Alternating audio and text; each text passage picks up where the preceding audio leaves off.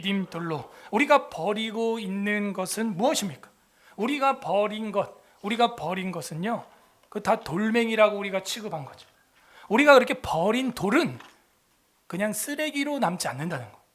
우리가 버린 돌, 특히 건축자들이 쓰다가 버린 돌은 반드시 발에 걸리는 거침돌이 돼요. 걸림돌이 돼요.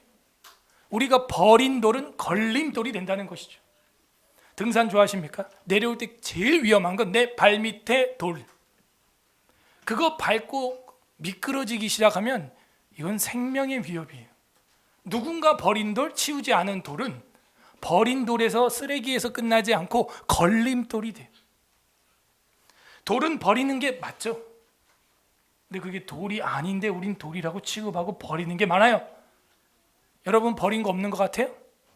욕심을 버리고 죄를 버리면 그것만큼 좋은 게 어디 있어요. 그런데 우린 시간을 버려요.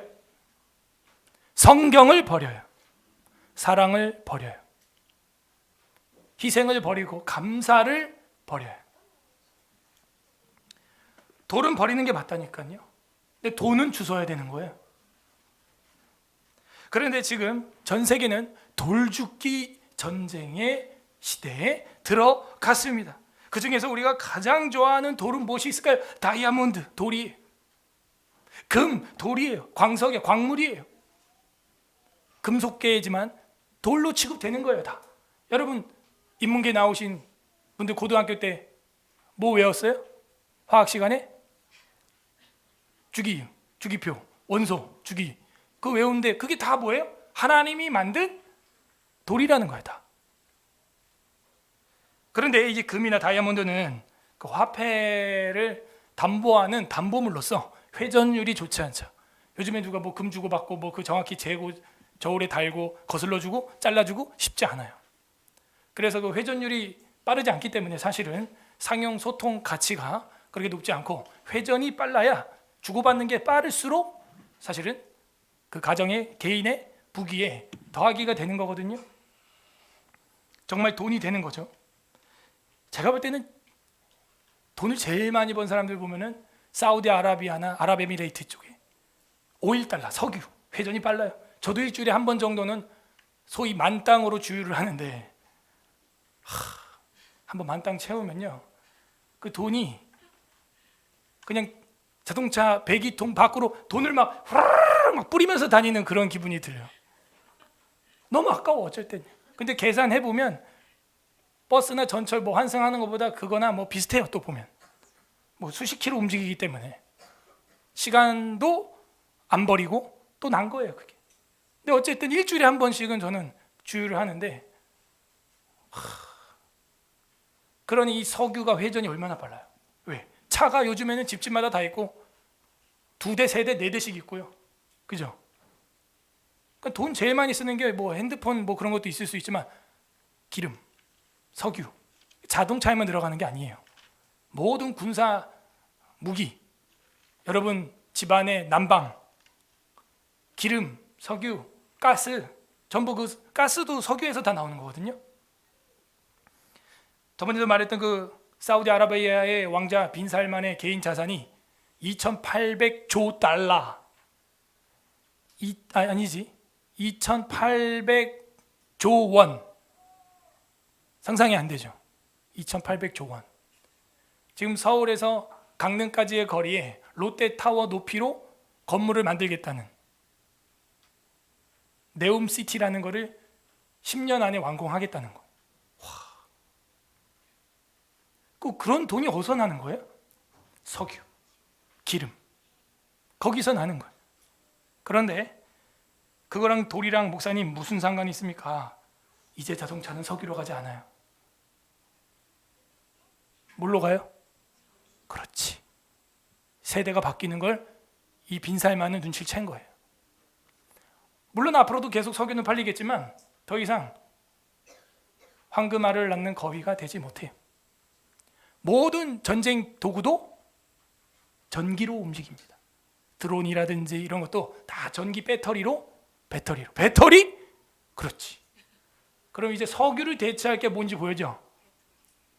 배터리의 원체 자재는 그러니까 여러분이 주식이 망하는 거야. 이런 걸 볼 줄 알아야 돼요. 배터리의 원자재는 리튬과 니켈, 그리고 그 속에 들어가는 뭐 흑연이나 망간이나 뭐 이런 거는 아주 소량 들어가고. 자, 그러면 뭘 이제 장악해야겠어요?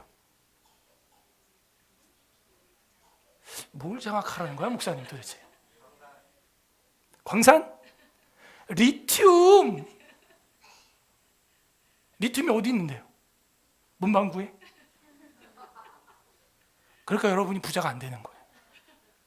전 주식 하지도 않지만 주식 못하는 이유가 다 거기 있는 거예요. 미래를 못 봐.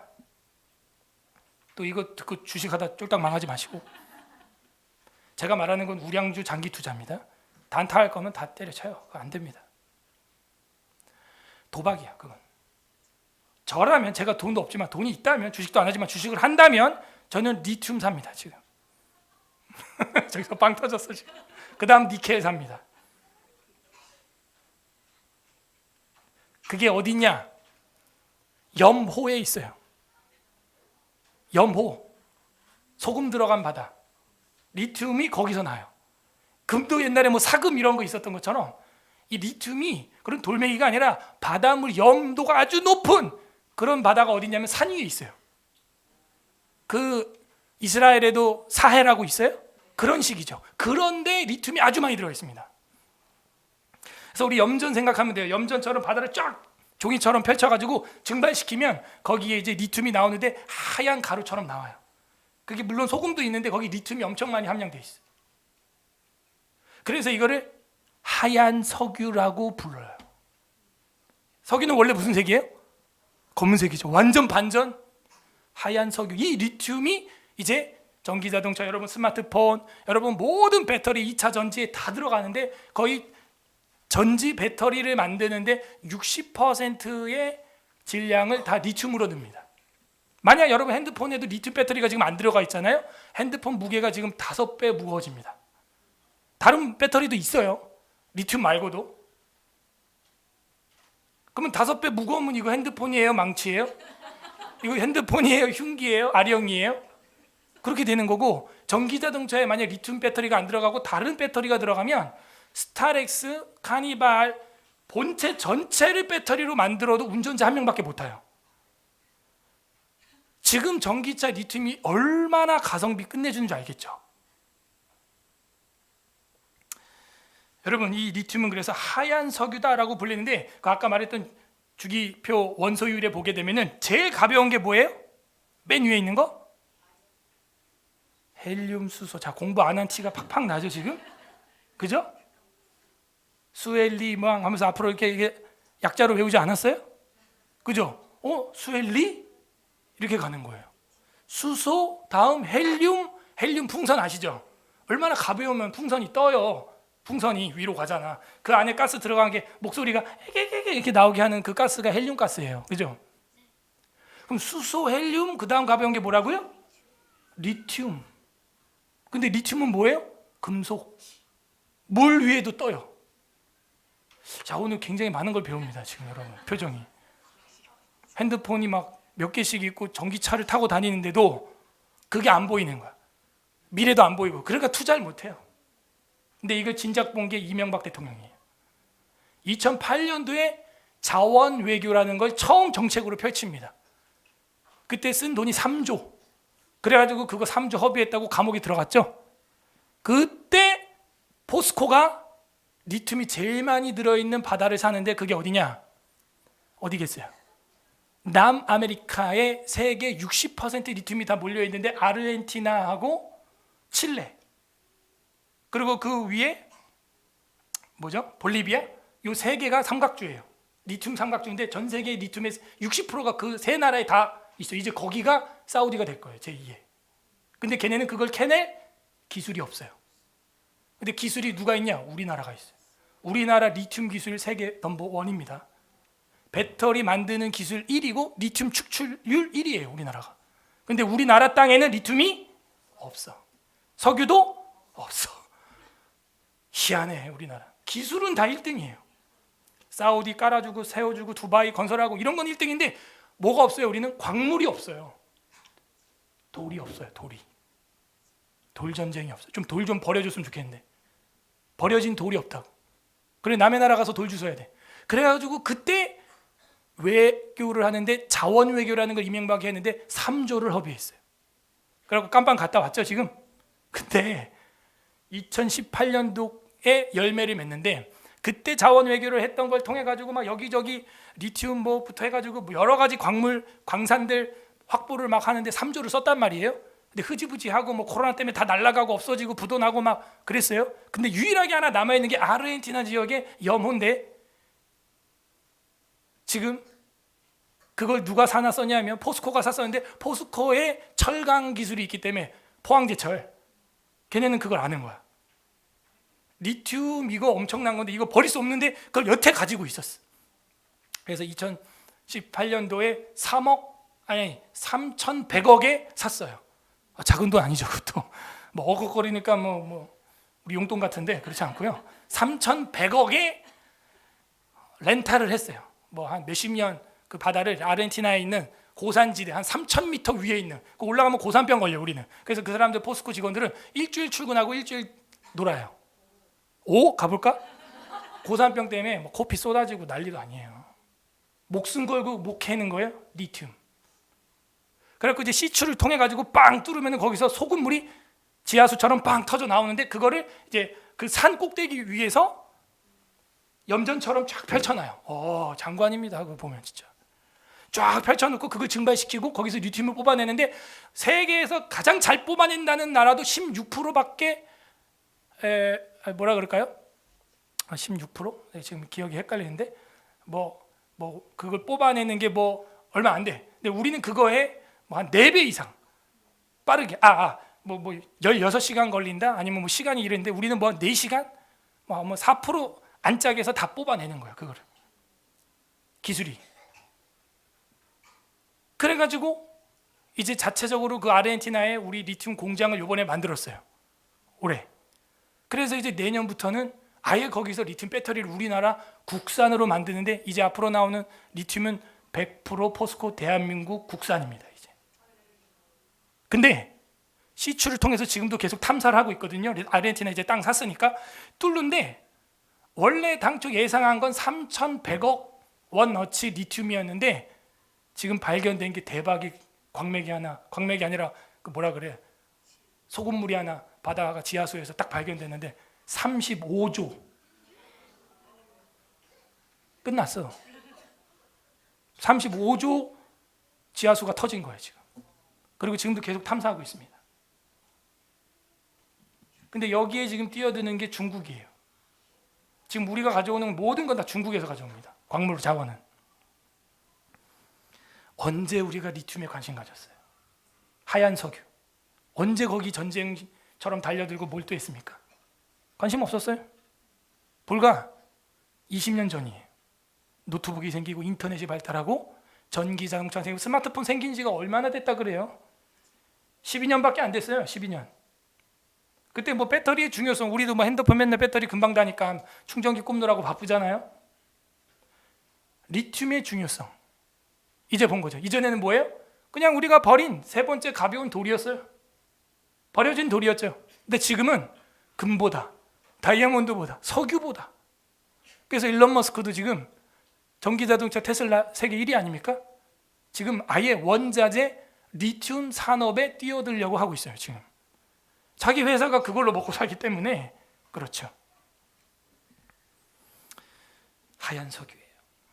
그래서 지금 최근 한 달 어제까지도 세계 정세와 경제와 좀 본다는 사람들은 리튬을 사들이고 있습니다. 어마어마하게. 만약 이명박 대통령이 했던 2008년도에 샀다면 헐값에 샀을 거예요. 그때 한 몇백만 주 사놨으면 지금 그 사람은 근데 우리 미래를 못 보죠. 근데 그 대통령 감옥 집어넣었다가 뺐는데 그때 허비한 돈이 이명박 정부 때 얼마였다고요? 3조. 자 그럼 35조 빼기 3조 해봐요. 몇 조예요? 32조 남죠. 그 깜빵 갔다 온 거 어떻게 할 거야 이제? 멀쩡한 대통령 콩밥 먹여놓고 어떡할 거야 이제? 포스코는 32조 남았는데 32조 이게 우리의 근시안. 제가 여기서 딱 판단되는 게 이 우파 자유민주주의 대통령들은 이 가족들 먹여 살리느라고 세일즈하느라고 바쁘고 투자하느라 바쁘구나. 근데 이 좌파 대통령들은 북한에 퍼다 주고 뺨 맞기 바빠 보니까. 기껏 퍼가지고 다 줘가지고 북한 공동 연락소 사무소 개성에다 만들어 놓고 그 280억짜리를 마지막에 문재인 대통령 어떻게 했어요? 폭파시키고 파티하고 끝났어요. 그죠? 개성 연락사무소 폭파시켰죠? 그게 280억 원짜리인데 여러분 세금이에요.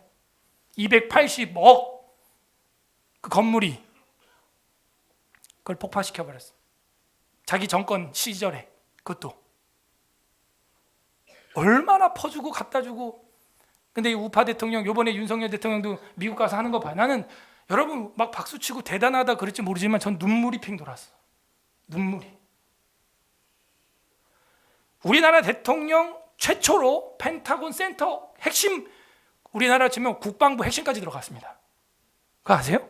최초예요. 우리나라 대통령 중에서. 거기서 직접 미국 장관으로부터, 국방장관으로부터, 펜타곤 장으로부터 브리핑을 들었어요. 전략 브리핑을 들었다고요. 그 시설 본 것도 최초고, 우리나라 대통령 중에 이승만도 못 갔어요. 거기는. 역사예요, 역사. 여러분, 영어로 연설을 하는데 제가 이렇게 들어보니까, 저도 영어 못하지만 발음이 저건 뭐 하루 이틀 해서 한 게 아니에요. 예? 30분 연설을 그냥 하는 거예요. 원고가 있지만. 근데 중간에 박수를 50번이나 쳐대니까 연설이 45분으로 늘어나. 기립박수가 20번 넘게 나왔어요. 나가는데 30분 걸렸어요. 왜? 상하원 의원이 와서 사인해달라고. 그 연설문에다가 사인 좀 해달라고. 이전 대통령은 혼자 갔는데 레드 카펫은커녕 밑에 그냥 블랙 카펫도 안 깔려 있었고, 혼자 가더니 그냥 혼자 밥을 먹고 와. 그냥 혼자 가서 ABC도 못하고 집에 왔습니다. 에? 그리고 10년 만에 국빈 방문을 한 거예요. 국빈 방문을. 저는 거기서 다르구나. 우리 세금을 쓰려면 난 거기 써야 된다고 생각해요. 여러분, 공부 잘하는 미국, 힘이 제일 센 미국, 그 친구가 여러분 친구가 되길 바래요? 아니면 오토 원비연비 같은 사람을 막 죽이고 도발하고 천안함 폭격하고 연평도 폭격하고 그 사람들한테 여러분 혈세 주고 친구하기를 원해요? 응? 어디에 여러분이 돈을 쓰면 좋겠어요? 평화는 이렇게 힘을 가지고 있을 때 평화가 오는 거예요. 거기에 가가지고요, 연설한 것뿐만이 아니라 제가 볼 때는요, 저는 만찬은 들어봤는데 오찬 처음 들어봤어요. 만찬 회동을 했는데 그 다음날 오찬 회동까지 해주는 거예요. 와, 그것도 미국 대통령이 직접. 그런 거 보면 이제 반대쪽에 있는 사람들은 돈을 얼마나 갖다 바쳤길래 저러냐. 너는 김정은한테 돈을 얼마나 갖다 바쳤길래 백두산까지 갖다 왔냐, 넌. 어차피 갖다 바칠 거. 갖다 바친 거 둘째치고요, 이틀 만에 넷플릭스로부터 25억 원 투자를 합의했습니다. 이랬더니 또 민주당 의원은 할 게 없어서 넷플릭스에 25억 원 투자를 하냐 이랬는데, 이 어리석은 사람아, 25억 원 투자를 받기로 했다는 거야, 우리가. 대한민국이. 알아? 그리고 그 뒤에 여러 기업으로부터 총 합친 게 50억 넘게 투자 지원을 지금 확보했습니다. 저는 거기서가 아니라, 만찬이 아니라 다음날 오찬이 있다는 것도 처음 알았고, 여러분 우리나라 대통령이 만찬 오찬 두 번 다 한 건 난 처음 봤다니까. 진짜 봤어요 여러분? 오찬까지 하는데 오찬 만찬 하는 시간에 갑자기 민주당이에요. 바이든도 민주당 대통령이 노래를 갑자기 해달라는 거야. 근데 물론 각본에 있었겠죠. 왜냐하면은 윤석열 대통령 SNS에 옛날부터 대선 후보 전 때부터 자기가 제일 좋아하는 노래가 아메리칸 파이라고 거기 써 있었기 때문에 미국 보좌관들이 다 그 캐치했을 겁니다. 그래서 어쨌든 그 돈 맥클린이라는 사람 가수의 노래가 아메리칸 파이인데, 그 사람의 사인을, 기타에 미리 사인을 받아온 거예요, 대통령이. 근데 아메리칸 파이를 부르는데 그 노래가 어떤 노래냐면 60년, 70년대에 미국인들이라면 다 부르는, 우리로 하면은 뭐 아파트, 별빛이 흐르는 다리를 건너 아싸 아싸 뭐 이런 거예요. 이걸 미국인 대통령이 부른다고 생각해봐. 우리나라 와서 6, 70년대 미국의 사연 있는 노래고 그 곡이요 8분짜리 노래예요. 근데 그 앞 소절만도 짧지 않죠. 근데 이분이 원래 좋아했던 겁니다. 그래서 완벽하게 구수하게 불렀어. 그랬더니 그 민주당 출신 바이든 대통령 표정을 보라고요. 이러고 끝나니까는 안아버렸어. 그냥 외교 끝났습니다. 제가 볼 때 뒤에 있던 군악대 악장이 입을 막아. 미국 군악 악장이 아니 한국 대통령이 이거를, 옆에 있던 솔리스트 여자 드레스 입은 여자들이 끝나니까는 이거 보이는 줄도 모르고 만세하고 있어. 거기서 저는 외교 끝났다고 보는 거예요. 근데 그 웃음을 보고 또 저 연출된 거다. 너네 연출해봐 한번. 그렇게 연출해보라고. 안 돼요. 근데 공교롭게도 이거 하나님의 섭리가 뭔지 알아요? 바이든 대통령 아들이 죽었는데, 얼마 전에 암으로 죽었는데, 그 바이든 대통령 아들이 제일 좋아하는 노래가 이 아메리칸 파이였어. 그러니까 바이든이 완전 뿅 가버리는 거야 그냥 거기서. 근데 제가 거기서 눈물이 나는 건 노래 잘 불러서가 아니에요. 거기서 저는 우리 아버지의 모습을 봤어요. 우리 아버지가 중소기업 사장님이신데 대기업 회장님을 만난 거야. 근데 이제 하청을 받아야 돼. 일을 따야 되는데 이전의 사장이, 바지 사장이 이 나라 민족을 완전 개차반을 만든 거예요. 회사가 엉망이고 부도 직전이야. 부동산이면 부동산, 에너지면 에너지, 뭐 엉망이 된 거야. 그래서 이제 새로운 이 사장님이, 이 하청업체 이 사장님이 대기업 사장님한테 일 좀 따내려고 회식 자리에서 하기 싫은 노래 부르는 모습으로 난 보이는데 눈물이 핑 도는 거야.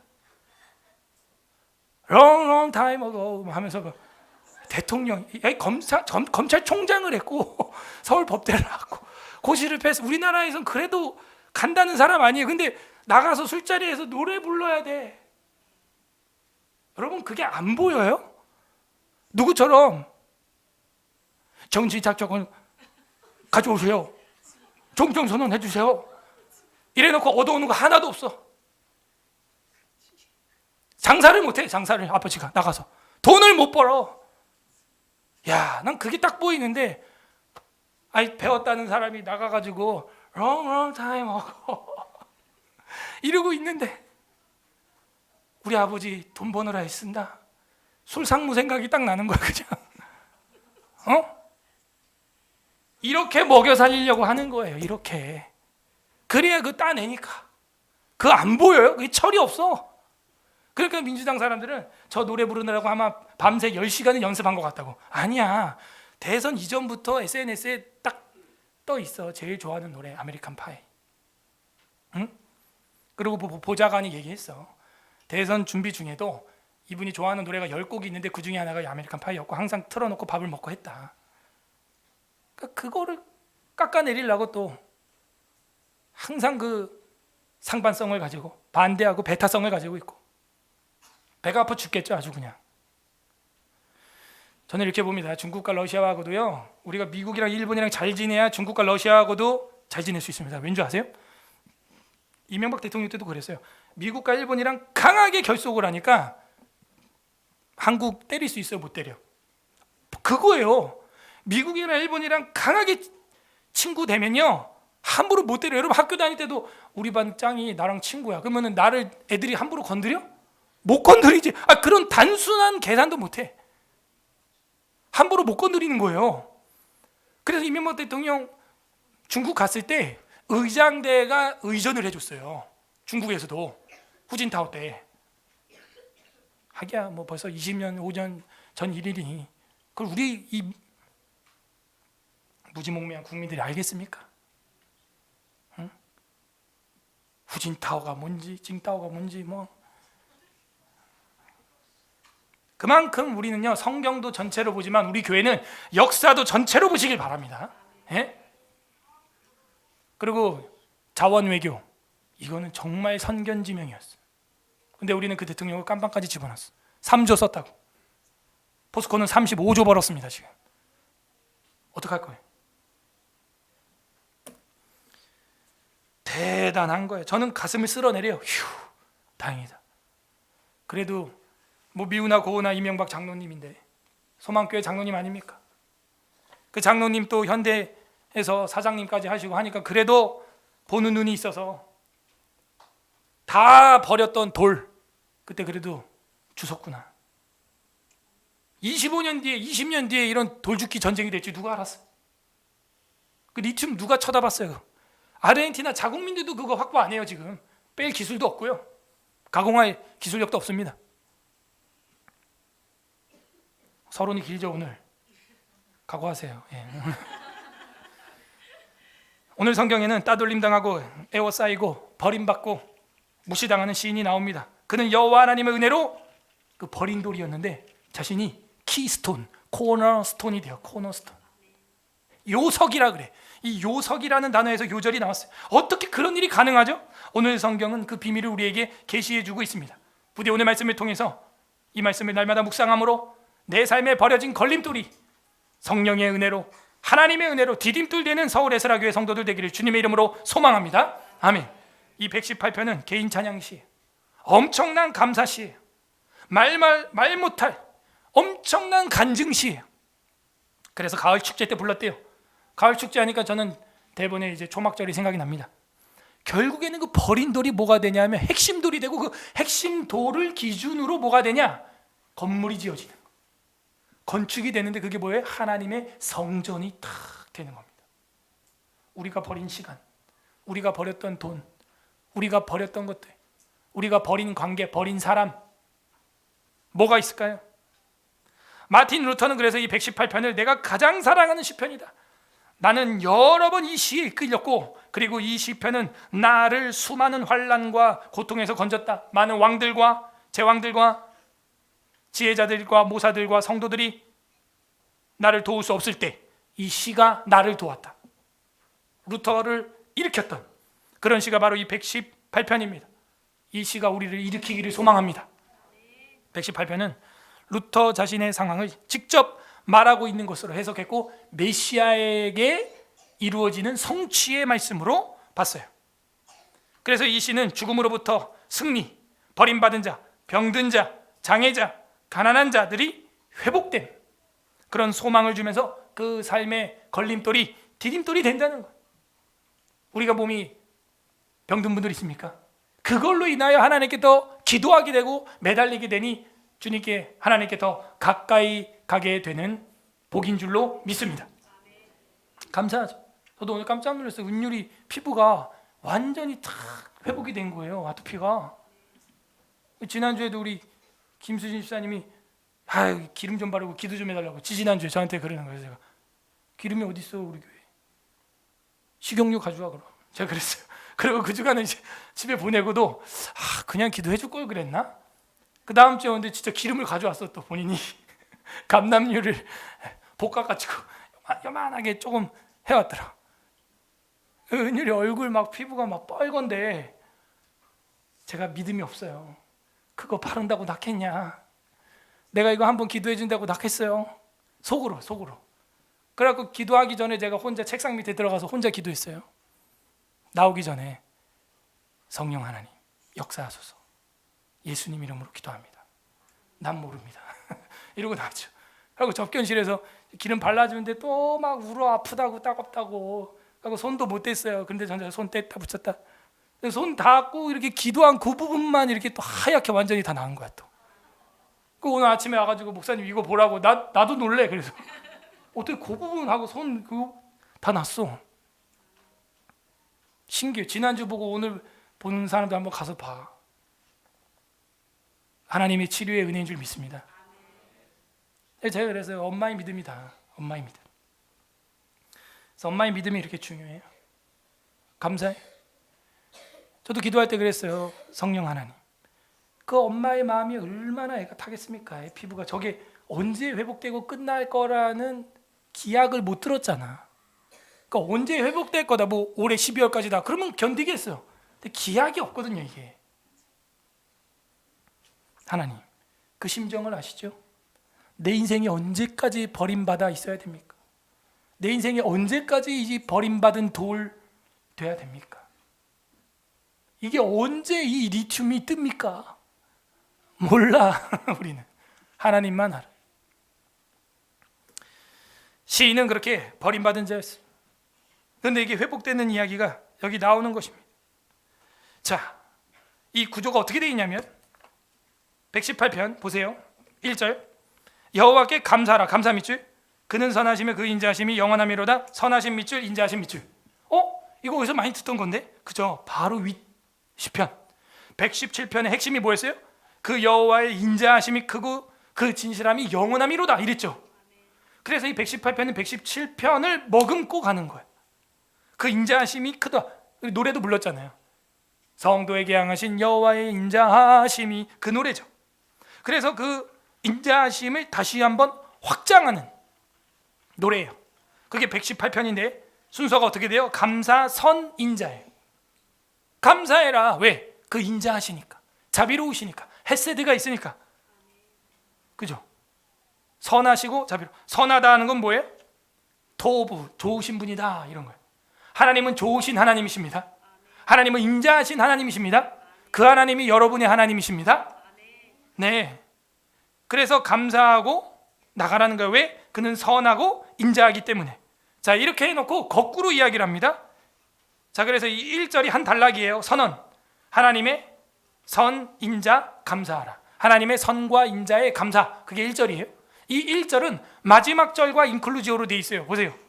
29절 읽어보세요. 시작. 여호와께 그 인자하심이 영원함이로다. 똑같죠? 이 시가 이야기하고 싶은 핵심은 이 1절과 마지막 절 샌드위치 인클루지오예요. 자, 순서를 기억하세요. 감사, 선, 인자인데 풀어낼 때는 거꾸로 갑니다. 인자, 선, 감사 이렇게 가요. 이거를 교차 대꾸법이라 그래요. 문법 중에서도 갔다가 갔던 길로 돌아오는 글, 기술 교차 대꾸하는 거예요. 분명 여호와께 감사하라 그는 선하시며 인자하다. 그게 영원하다 이렇게 했는데 제일 먼저 가져오는 것은 감사, 선, 인자 중에 감사가 아니라 마지막 인자 2절부터 4절이 여호와의 인자하심 이렇게 나와요. 여호와의 인자하심. 이제 이스라엘은 말하기를 그 인자하심이 영원하다 할지로다 하는 거예요. 이스라엘은 국가죠. 3절 이제 아론의 집은 말하기를 그의 인자하심이 영원하다 할지로다. 아론의 집은 대제사장이죠. 4절 이제 여호와를 경외하는 자는 말하기를 그 인자하심이 영원하다 할지로다. 경외하는 자는 개인을 말하는 것이죠. 국가, 교회, 정치, 그 다음 개인, 여호와를 경외하는 자 이렇게 돼 있으니까 모두 다 뭐 해야 되냐? 총체적으로 그의 인자하심이 영원하다 할지로다 하라는 거예요. 그래서 인자하심이 여기 나온다. 이게 무슨 얘기냐? 내 삶에 내가 버렸던 돌, 그게 내 다리에 이제 걸리는 걸림돌이 될 수도 있는데 그 걸림돌이 아니라 디딤돌. 우리가 버려놨던 그 리튬이 이제는 하얀 석유가 되는 듯한 현상이 언제 일어나냐? 그 하나님의 인자하심. 그 하나님의 인자하심을 인정하고 나도 그 여호와의 인자하심으로 살아갈 때 그 삶에 버려진 돌이 디딤돌로 변하는 은혜를 맛보게 되는 것입니다. 두 번째, 5절부터 18절까지 여호와의 선하심을 보여주고 있어요. 그분이 얼마나 선한지 잘 보시기 바랍니다. 교차대꾸죠. 감사, 선하심, 인자. 근데 이제 인자하심에 대해서는 얘기했어요. 이스라엘, 아론, 개인 다 그 인자하심을 영원하다고 해라. 그래야 너희 버린 걸림돌이 디딤돌이 될 거다. 두 번째는 여호와의 선하심. 여호와는 선하시다. 그래야 너희 인생에 버린 그 돌들이 걸림돌이 아니라 디딤돌이 될 것이다. 5절에서 18절 꽤 큽니다. 5절 고통 중에 그죠? 벌써 시는 뭐예요? 바로 고통이에요. 그냥 단락이 바뀌는 걸 우리는 볼 수 있습니다. 시인은 고통 중에 있어요. 감옥 중에 있어요. 고난 중에, 질병 중에, 가난 중에 있어요. 내가 고통 중에 여호와께 부르짖었더니, 자, 여기부터 유의할 것은 모든 절에 그 하나님의 고유 명사, 조남, 성호, 거룩한 이름, 여호와라는 이름이 계속 나옵니다.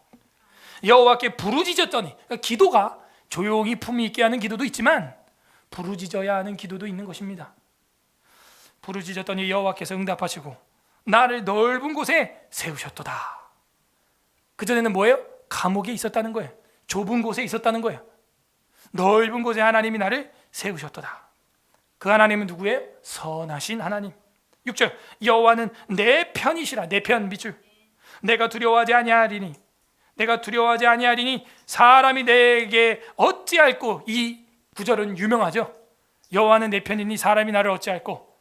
높음이나 기쁨이나 기품이나 그 어떤 것도 하나님 그리스도의 사랑에서 우리를 끊을 수 없느니라. 로마서 8장 31절과 히브리서 3장 6절에서 이 구절이 인용되었어요. 바울도 이 시를 굉장히 사랑했나 봐요. 7절 여호와께서 내 편, 또 내 편 나왔어요. 결국에는 여호와의 선하심이라고 하는 것은 온 세상 사람 날 버리고 날 버린 돌처럼 날 버려도 누가 여러분 편이에요? 하나님이 우리의 편 되신 것입니다. 하나님이 여러분 편 되길 바라고 여러분도 하나님 편 되기를 바랍니다. 아이고 유치하게 목사님 무슨 네 편 내 편 뭐 초등학생. 근데 지금 봐요.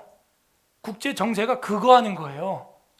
중국 편이냐 북한 편이냐 일본 편이냐 미국 편이냐 온 세계 편인데 그럼 누구 편에 설 거냐? 우크라이나 편이냐 러시아 편이냐? 우크라이나 편이면 우크라이나 지원할 것이고 러시아 편이면 러시아에게 무기를 제공하겠지요. 유치한 게 아니에요. 제가 볼 땐 지극히 정상적인 외교. 그래서 아이들도 교육하는 엄마 아빠들 아이들한테 그런 걸 어려서부터 가르쳐야 돼요. 저는 아이들한테도 일부러 풍족하게 안 주려고 그래요. 조금 부족하게. 그리고 애들한테 이렇게 첫째나 둘째한테 뭘 줄 때도 너 동생이 몇 명이지? 2명이요. 1명이요. 그래 너도 언니 오빠한테 누나 형한테 받았으니 너도 동생에게 나눠주는 건 어때? 자 이렇게 줄게. 이걸로 공평히 나눠 먹어봐. 여러분 한 사람당 5명이면 5개 1개씩 주면 돼요. 그냥 그죠? 그러면 아무 싸움도 없고 평화로. 저는 그걸 원치 않아요. 이게 저와 여러분 차이예요. 여러분은 다 해주고 싶죠. 애들 다 주고 싶고 한 명씩 한 벌씩 1개씩 과자도 1개씩 다. 애들이 뭐가 돼요 그럼? 일부러 3개만 줘요. 저는 일부러 4개만 줘서 싸우게 만들어요. 그 싸움을 어떻게 평화롭게 해결할 거냐. 얘야 이걸 어떻게 할까요? 그럼 분명히 한 명이 나옵니다. 저는 안 먹어도 돼요. 빵 하나 더 먹는 것보다 더 귀한 걸 먹었어 얘는 지금. 그죠? 엄마 아빠들이 아이들한테 이런 걸 가르치라고 바이블 스쿨 홈스쿨하고 사경에 배우고 성경 배우고 가치관 배우고 교리 배우는 거예요. 그래서 부모님들이 우리가 교회에서 하는 이 작은 것 같은 훈련들을 해야 됩니다. 그걸 해야 돼. 벌써 거기서 딱 균등의 법칙을 배우는 거예요. 아니면 희생의 법칙을 배우는 거예요. 편의 법칙을 배우는 거예요. 이 사과가 과자가 빵이 어느 편으로 가야 우리가 화평할 수 있을까? 그거죠. 중국과 러시아랑 싸우자는 얘기가 아니에요. 잘 지내야 됩니다. 당연히. 그런데 경중을 다룰 줄 알아야 된다. 오늘 어린이 헌장에도 나와 있잖아요. 그죠? 아이들로 하여금 뭘 배우게 해야 된다? 선악도 배우게 해야 되고 진위도 배우게 해야 되고 미추도 배우게 해야 되지만 거기 빠졌는데 경중도 배우게 해야 돼. 뭐가 가벼운 거고 무거운 건지 이런 것도 배우게 해야 한다. 저는 그렇게 생각합니다. 그게 이승만 대통령이 말했던 국제 외교예요. 외교. 세상에서 왕따 되고요. 혼자 잘 먹고 잘 살겠다고 잘났다고 고함치고 외치고 그러면요. 나 홀로 살게 돼요. 그런 나라에 전쟁이 터집니다. 우크라이나가 왜 전쟁 터진 줄 알겠죠? 나토에도 가입이 안 돼 있고 무슨 뭐 그렇다고 러시아하고 친한 것도 아니고 그래서 뭐 국제 무역을 잘하는 것도 아니고 그러니까 전쟁이 나는 거 당장 보세요. 연합군이 없어요. 연합군이. 자기들 혼자 싸우잖아. 그러니까는 밖에서는 뭐예요? 뭐 그냥 무기나 대주고 돈이나 대주고 이러고 있는 거지. 안 들어가요. 안 들어가. 군인들이. 왜? 그만큼 외교를 못했다는 얘기입니다. 혼자 살다 혼자 화를 당하면요 그거만큼 끔찍한 게 없어. 여러분 솔로고 뭐 결혼 안 하고 뭐 싱글을 즐겨 뭐 좋죠. 근데 언제부터 두려움이 오는지 아세요? 45살부터입니다. 잘 기억해요. 그때는요, 이젠 부모님들도 늙어서 세상 다 떠나고 진짜 혼자요. 자기 혼자 늙어서 죽어야 한다는 그 공포와 두려움이 얼마나 강한 줄 아세요? 그 외로움, 그게 얼마나 강한 줄 아세요? 내가 혼자 방에서 심장이 멎어도 돌볼 사람이 없다는 그 공포심이 얼마나 강력한 줄 아세요, 여러분? 그래서 세상을 떠난 이어령 박사도 죽기 전에 뭐라고 하는 줄 아세요? 그렇게 신앙이 있고 철학적이고 문학적이고 문화부 장관까지 하고 지성인이라고 하는 사람도 죽음을 대해서 한 문장으로 논하는데, 난 이제 늙었고 죽는 날만 기다리고 있는데 죽음이란 동물원 밖을 나간 호랑이를 내가 언제 만날지 모르는 공포와 같다. 그렇게 세상 누릴 거 다 누리고 지성인이고 명예도 있고 그런 사람도 죽음은 동물원 밖을 나간 호랑이를 내가 언제 만나야 될지 모르는 공포와 같다는 거예요. 저는 거기서 한편으로 이해는 되지만 그게 계속 지속된다면 성도 맞나? 뭐 이런 생각도 들어요. 한편으로 그 생각이 들 수도 있지만 그게 계속 지배하고 장악당하고 있다면 그건 조금 문제가 있다. 그런 생각도 들어요. 어쨌든 지금 6절과 7절에 얘기해 주는 핵심은 뭐예요? 여호와는 내 편이고 여호와께서 내 편이 되사 나를 돕는 자 에스라, 나를 돕는 자들 중에 계시니, 그러므로 나를 미워하는 자들은 보응하시는 것을 내가 보리라. 8절 또 나와요. 여호와께 피하는 것이 사람을 신뢰하는 것보다 낫다.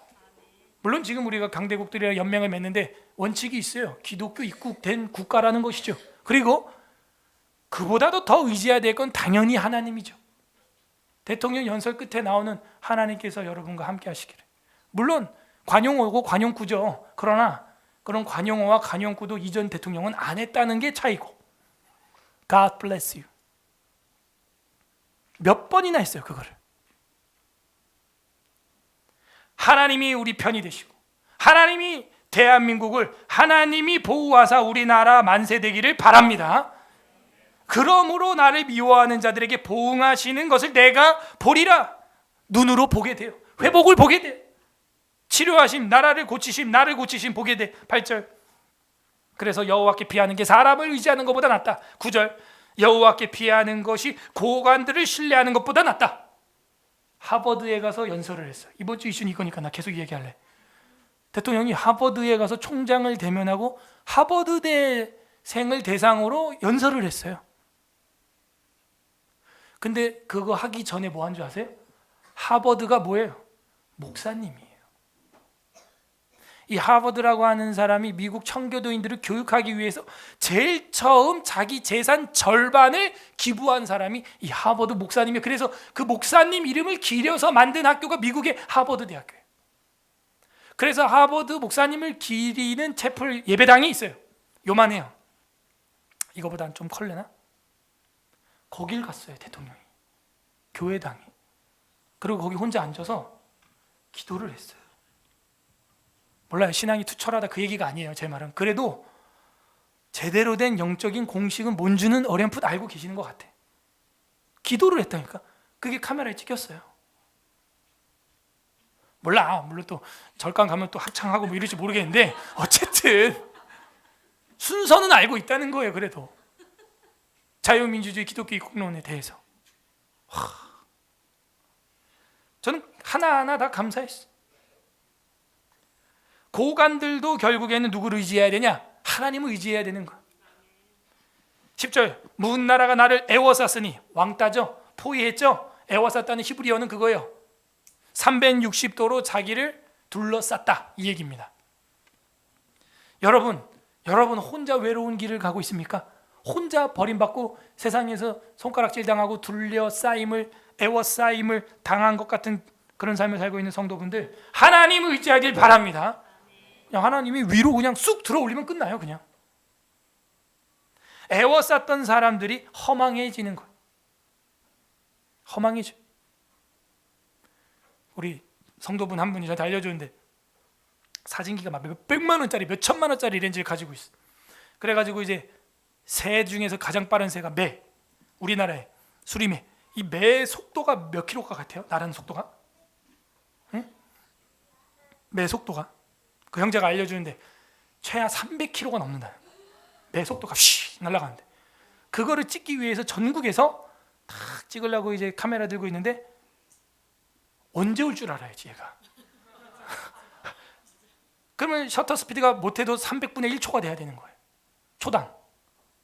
그러고 있는데 뭐 누가 뭐 술렁거려 뭐 이러면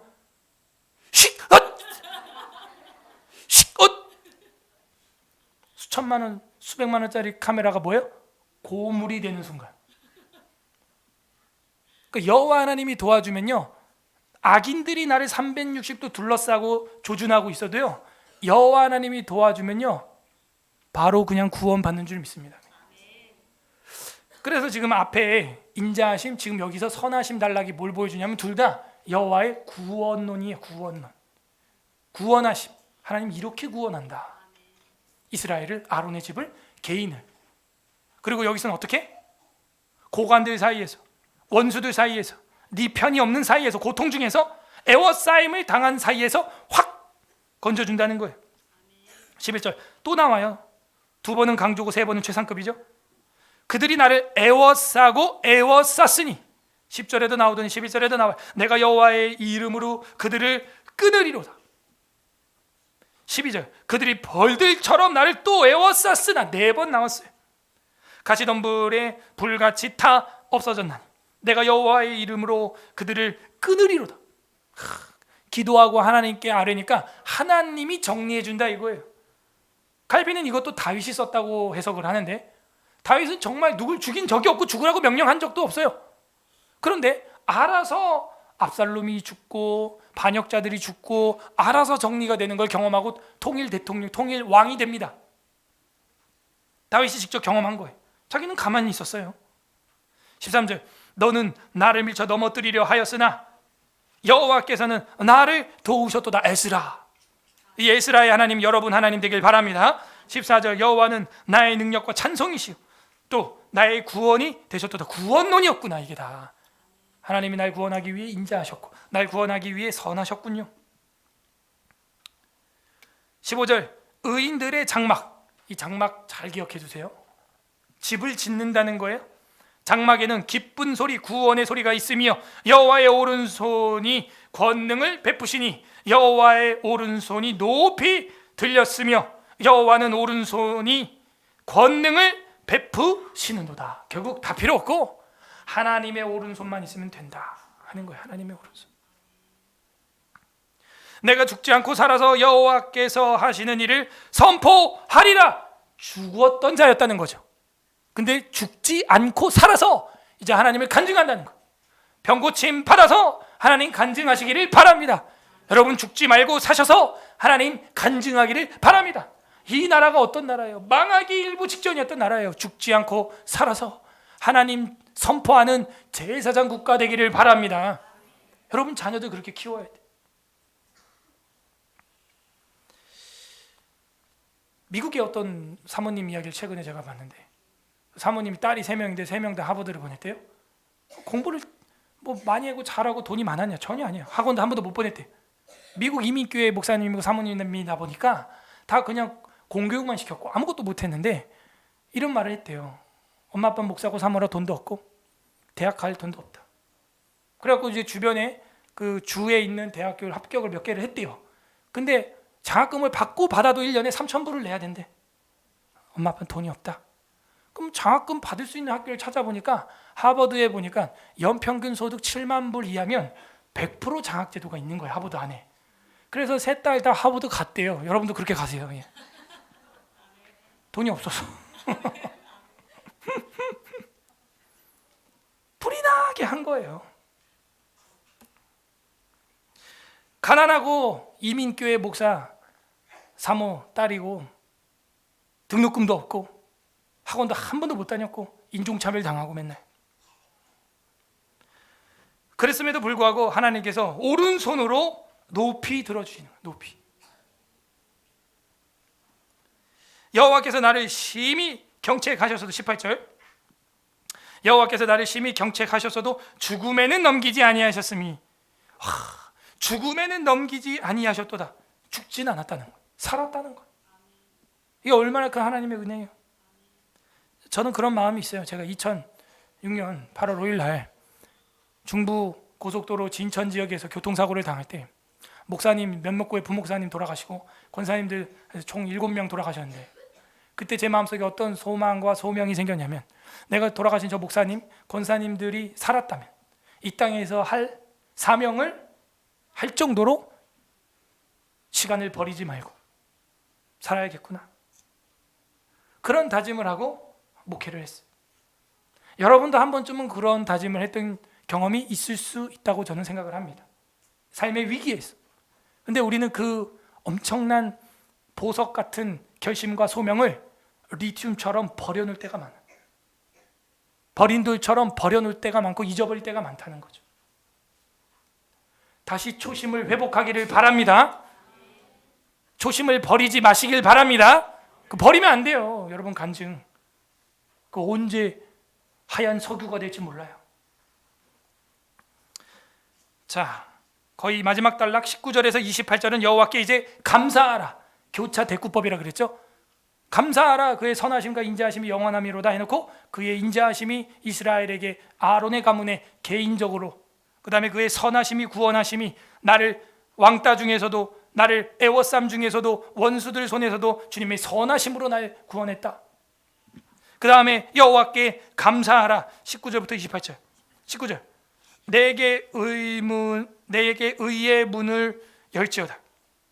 이제 의의 문이 뭐냐면, 아까 장막이 있었어요. 15절에 그 장막 안에 이제 들어오라 이 얘기예요. 내가 그리로 들어가서 여호와께 감사하리로다. 감사가 맞죠? 20절, 이는 여호와의 문이라. 문이 생겼다는 건 집이 완성됐다는 거예요. 제일 마지막에 문을 답니다, 건축을 할 때. 근데 이 건축은 도대체 어떻게 된 걸까요? 뒤에서 보여줍니다. 이는 여호와의 문이라. 예수님 뭐라 그래요? 나는 선한 목자라 양의 문이라. 예수님을 통해서 하나님의 장막에 들어가기를 바랍니다. 예수 그리스도가 아니면 우리는 다 버린 돌이에요.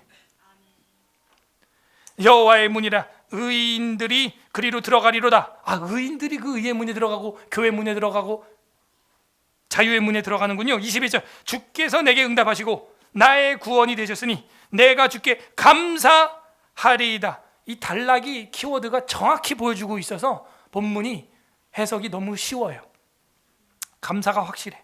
자, 여기서 별표 1000개짜리가 나옵니다. 22절 23절 별표 1000개. 오늘 여기서 저는 설교 제목을 따왔어. 그 감사의 핵심에는, 내용에는 뭐가 가운데 있냐? 22절, 건축자가 버린 돌이 집 모퉁이의 머릿돌이 되었나니.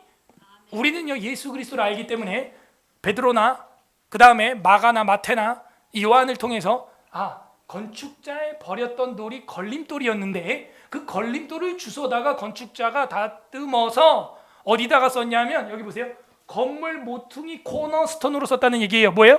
여러분, 코너스톤은요 가장 큰 돌입니다. 가장 큰 돌이에요. 왜? 이쪽 벽과 이쪽 벽을 다 연결해 줘야 되기 때문에 제일 기초가 되는 내 기둥과 같은 그런 돌이에요. 그래서 그 돌이 있음으로 말미암아 이쪽 벽과 이쪽 벽이 연결이 되는 거예요. 그게 연결이 되면 건축이 완공이 되고 문을 달게 되고 지붕을 씌우게 되죠. 근데 건축가들이 어떻게 했냐면, 자기들이 버려놨던 큰 돌들, 굴러다니는 돌들, 걸리적거리는 돌들이 있었는데 그거를 잘 다듬어서 썼다는 거예요. 그게 신약 성경에 나와 있고, 더 나가서 베드로는 뭐라 그래요? 그것은 산돌이라, 이런 표현을 하죠. 베드로 서신에서 living stone, living stone, 살아있는 돌이라. 그 돌과 연결되면 그럼 어떻게 되는 거예요? 모퉁이 돌과 연결되면 건물이 되는 것처럼 살아있는 돌과 연결이 되면 우리는 살아있는 성도가 되는 줄로 믿습니다. 살아있는 거예요. 연결이 되는 거예요. 이 코너스톤이 그 역할을 하는 거예요. 키스톤, 요석. 그러면 이 건물 무너뜨리려면 뭐만 빼면 돼요? 그 코너스톤, 모퉁이 돌만 쏙 빼버리면 와르르. 그래서 여러분 건축물 보면은 그 앞에 이 건축물은 뭐 몇 년도에 건축이 시작됐고 뭐 모퉁이 돌이라 하면서 이렇게 해놓은 거 있어요. 그 기원이 거기서 나왔어요. 그리고 고대 사람들은 어떻게 했냐면 거기다가 기름을 붓고 건축하기 전에 제사를 지냈대. 우리로 하면 뭐예요? 한국 사람들 자동차 사면은 바퀴에다가 소주 뿌리는 거야, 막걸리 뿌리는 거야. 그런 식으로 고대 사람들은 건축을 할 때 그 모퉁이 돌에다가 기름을 붓고 기도를 하고 뭔가 신비로운 어떤 일이 일어나기를 바랬다는 거예요. 그런데 바울은 그 허를 찌르는 거예요. 거기다 미신에다 귀신에다가 할 게 아니라 우리의 모퉁이 돌은 누구다? 예수 그리스도다. 예수 그리스도가 우리의 모퉁이 돌이 되기를 바랍니다. 예수 그리스도. 이 엄청난 역사적 신학, 역사 신학이 거기 담겨 있는 겁니다. 근데 여기서 저는 한 번 더 깜짝 놀래요. 우리는 예수님을 아니까 22절이 쉽게 그렇게 메시아적으로 해석이 되는데, 이 시를 썼던 사람이 다윗이라면 칼빈 말대로 다윗 자기가 건축자의 버린 돌과 같았다는 거예요. 인생이 짓밟힌 장미꽃처럼 피투성이었다는 거예요. 내 인생은 그렇게 뭐예요? 비하, 나락으로 떨어졌다. 3조 썼다고 깜빵 갔던 전직 대통령처럼 완전 바라바 신세를 면하지 못했다는 거예요. 누가? 이 시인. 사실 저와 여러분도 그래요. 우리 인생은요 원래 그런 바라바 인생이에요. 그렇게 뭐예요? 건축자가 버린 돌이에요. 우리 인생. 근데 예수 그리스도와 연결됨으로 말미암아 성전으로 이렇게 지어진 것입니다. 그런데 우리는 그런 은혜를 받았으면서 내 삶의 모퉁이 돌을 버린 돌로 쓰고 있어. 내 삶에 하나님이 주신 이 디딤돌을 거친 돌로 버리고 있어. 그게 아까 제가 말했던 여러분 시간이 될 수도 있고 물질이 될 수도 있고 인간 관계가 될 수도 있고 국제 관계가 될 수도 있고, 하나님의 섭리를 안다면 병들어 쓰러져 있는 애굽 노예 한 명도 그냥 지나가지 않았던 다윗처럼 그에게 선대했을 때 자기 가족을 납치해 갔던 아말렉 군대의 뒷길을, 지름길을 알게 되는 거예요. 우리가 벌레 한 마리를 통해서 하나님께서 요나의 박농쿨을 갉아먹게 했다면 벌레보다 귀한 옆에 있는 여러분 사람이 얼마나 귀한 사람이에요. 그 사람에게 감사하고 인자함을 베풀고 그 사람에게 선을 행하는 것, 그게 바로 우리가 걸림돌이 아니라 이젠 디딤돌로 살고 있다는 증거예요. 그래서 시인은 마지막에 건축자의 버린 돌이 집 모퉁이의 머릿돌이 되었다 감사하라. 23절, 이는 여호와께서 행하신 것이요 우리 눈에 기이한 바로다. 기적과 같도다. 누군가 고침을 받은 것처럼 기적과 같도다. 진짜 신기하다. 내가 봐도 신기한 거예요. 제가 기도해 주고도 신기한 거예요. 어떻게 이렇게 치료가 되지? 우리가 여호와께서 행하신 것이요 우리 눈에는 기이한 것이로다. 하나님이 행하신 것인 줄 믿습니다. 여러분 삶에 하나님이 행해야 돼. 24절, 이 날은 여호와의 정하신 것이라. 그쵸? 몰라요. 우리는 언제 날지, 언제 승리할지, 언제 통일될지, 언제 자립이 될지 몰라요. 그때와 시간은, 약속 시간은 하나님만 알아요. 이 날은 이렇게 돼 있잖아요. 그 날은 여호와께서 정하신 것이라. 이 날에 우리가 즐거워하고 기뻐하리로다. 우리는 그 날을 기다리고 기도하고 기대할 뿐이에요.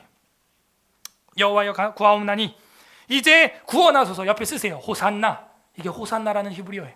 이제 구원하소서. 여호와여 우리가 구하옵나니 이제 형통하게 하소서. 호산나, 호산나. 다윗의 자손이여 환호를 받았던 예수님 모습. 그리고 나서 26절에 여호와의 이름으로 오는 자가 복이 있으며 우리가 여호와의 집 밑줄, 여호와의 집 이퀄 15절에 여호와 의인의 장막, 19절에 내게 의의 문. 그 집이 완성된 거예요. 여호와의 집에서 너희를 축복하였다. 집이 완성됐어요. 뭐였는데? 버린 돌, 거친 돌이었는데 모퉁이 돌이 되었고 이제는 뭐가 됐어요? 여호와의 집이 됐어요. 건축이 완공됐어요. 여호와는 하나님이시라. 그가 우리에게 빛을 비추셨으니 밧줄로 절기 제물을 제단불에 멜지어다. 뭐예요? 예배드리라 이거예요. 제물 바치고 제사 드려라. 25절, 28절 주는 나의 하나님이시라. 내가 주께 감사하리이다. 주는 나의 하나님이시라. 내가 주를 높이리이다. 인자하심, 선하심, 감사. 29절 다 같이 합독합니다. 시작. 여호와께 여호와께 감사하라. 그는 선하시며 그의 인자하심이 영원함이로다. 네, 버림받았던 우리의 인생, 우리가 버렸던 예수님, 우리가 침뱉었던 예수님, 우리가 버렸던 종교계의 걸림돌 같았던 예수님, 그 예수님은 그렇게 버림당하셨죠. 내 삶의 걸림돌이 디딤돌이 되려면 첫 번째로 우린 그래서 주님의 그 인자하심을 믿어야 돼요. 그리고 그 인자하심을 베풀어야 됩니다. 두 번째, 내 삶의 걸림돌이 디딤돌이 되려면 주님의 구원하심을 믿어야 돼. 사방에 에워싸임을 당해도 주님이 날 구원할 수 있는 분이라는 구세주라는 걸 믿어야 돼요. 그리고 나도 사방에 에워싸임을 당하고 있는 자들을 도와야 됩니다. 내 삶의 걸림돌이 디딤돌이 되려면 그 다음 마지막은 뭐예요? 감사해야 돼요. 내게 있는 모든 것으로 재물을 그 제단 뿔에 메어서 드릴 정도로 감사해야 돼. 그건 뭐예요? 예배예요. 여러분이 오늘 예배 나온 것은 감사함으로 나온 것입니다. 그래서 시인은 수미상관법으로 여호와께 감사하라. 그는 선하시며 그 인자하심이 영원함이로다. 이렇게 얘기를 한 겁니다. 우리 삶에 버려진 걸림돌 같은 것이 분명히 빛날 날이 올 겁니다. 그 리튬이 하얀 석유가 될 날이 온 것처럼 그 버림받은 돌이 하나님의 손에 붙들릴 때 키스톤, 코너스톤이 되는 거예요. 그리고 우리는 그 하나님의 인자하심과 선하심에 감사하게 될 것입니다. 사도행전 4장 11절, 사도행전 4장 11절, 이 예수는 너희 건축자들의 버린 돌로서 집 모퉁이의 머릿돌이 되었느니라. 다른 이로서는 구원을 받을 수 없나니 천하 사람 중에 구원받을 만한 다른 이름을 우리에게 주신 일이 없음이라 하였더라. 에베소서 2장 19절, 그러므로 이제부터 너희는 외인도 아니요 나그네도 아니요 성도들과 동일한 시민이요 하늘의 권속 상속자다. 왜? 그 돌과 연결됐기 때문에. 너희는 사도들과 선지자의 터 위에 세우심을 입은 자라. 그리스도 예수께서 친히 모퉁이돌 되셨느니라. 그 안에서 건물마다 서로 연결하여 주 안에서 성전이 되어가고 너희도 성령 안에서 하나님이 거하실 처소가 되기 위하여 그리스도 예수 안에서 함께 지어져 가느니라. 건축되어 가느니라. 우리 서울예술학교에 그런 성전 되기를 소망합니다. 웨스트민스터 신앙고백서 8장 중보자 그리스도 사항 피하와 승귀, 이 직분은 주 예수께서 아주 기꺼이 맡으셨으며 이 직분을 행하기 위하여 그는 율법 아래 태어나셨고 율법을 온전히 성취하시며 자신이 영원히 가장 극심한 고뇌들을 직접 겪으시며 그 몸으로는 가장 아픈 고통을 당하셨고 십자가에 못 박혀 죽으시고 장사되어 사망의 권세 아래 있었으나 결코 썩지 않으셨다. 이렇게 버림받은 돌이 되었어요. 지금 우리도 내 주변에 있는 작은 예수님을 버리는 돌로 버리고 있을지도 몰라요. 하나님의 마음은 무엇입니까? 우리가 버린 돌, 거친 돌, 걸림돌을 우리가 디딤돌로 사용할 수 있도록 변화시켜주는 아버지 마음. 시골에 살다 보면요, 버리는 게 많아요. 그런데 그걸 잘 모아두면요, 또 나중에 요긴하게 쓸 때도 있습니다. 요석처럼. 우리 아버지는 그런 아버지 같아요. 기이하게 그 모퉁이 돌로 만들어서 집을 건축해버린 그런 금손 가진 건축자 같아요. 그게 아버지 마음입니다. 저와 여러분처럼 버려진 돌 같은 리튬 같은 20년 전 리튬 같은 인생들, 예수님으로 인해서 예수 그리스도로 말미암아 하얀 석유처럼, 아니 하늘나라의 왕자와 공주처럼, 하늘에 빛나는 보석처럼, 대제사장 아론 가슴판에 있는 12돌 보석처럼 그렇게 귀히 여겨 주신 것입니다. 각자 적용해 보시길 바랍니다. 내가 요즘에 버리고 있는 건 무엇인가? 혹시 그거 주님이 주는 디딤돌 아닐까요? 모퉁이돌 아닐까요? 반대로는 내가 요즘에 버림당하고 있는 건 무엇일까? 무시당하고 무너지고 병들고 고통당하고 있는 건 무엇일까?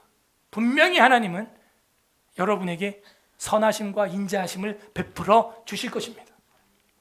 끝맺습니다. 우리 주 예수 그리스도께서는 철저하게 버림받으셨습니다. 오늘 마지막 성경 마가복음 12장 같이 보겠습니다. 마가복음 12장 7절. 마가복음 12장 7절.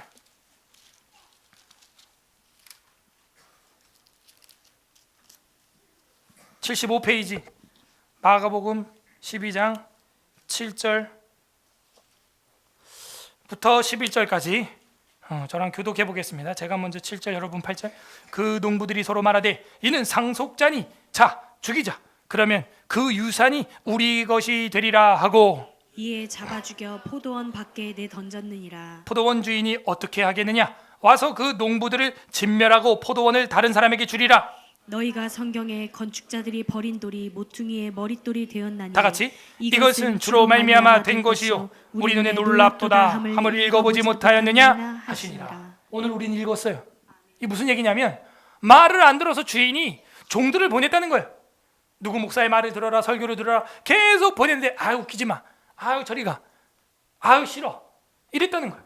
그래가지고 이 주인이 종을 보내지 않고 맏아들을 보냈다는 거예요.